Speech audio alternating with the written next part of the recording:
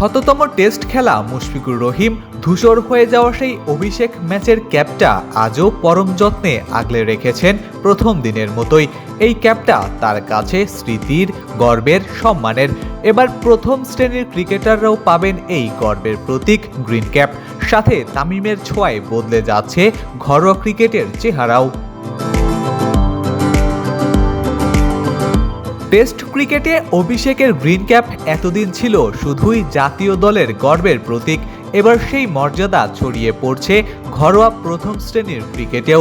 জাতীয় ক্রিকেট লিগের আসন্ন মৌসুম থেকে এই ক্যাপ পাবেন প্রথম শ্রেণীর ক্রিকেটাররাও, এমনই সিদ্ধান্ত নিয়েছে বিসিবি।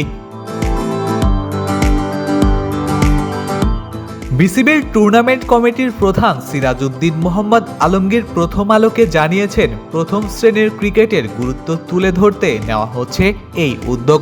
তামিম ইকবালের নেতৃত্বাধীন বোর্ড দায়িত্ব নেওয়ার পর ঘরোয়া কাঠামো ঢেলে সাজানোর কাজও শুরু হয়েছে। বদলাচ্ছে সময়সূচি, নতুন সূচি এই সপ্তাহেই ঘোষণা করা হতে পারে। আগের মতোই মৌসুম শুরু হবে জাতীয় লিগ দিয়ে, তবে নতুন সংযোজন হিসেবে থাকছে মাইনর লিগ, যা শুরু হবে মূল টুর্নামেন্টের কিছুদিনের মধ্যেই।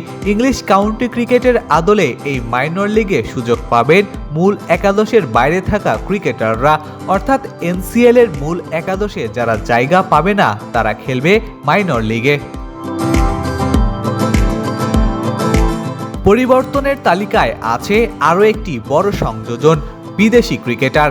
এনসিএল এর মান বাড়াতে প্রতিটি দলে একজন করে বিদেশি খেলোয়াড় রাখার পরিকল্পনা করছে বিসিবি।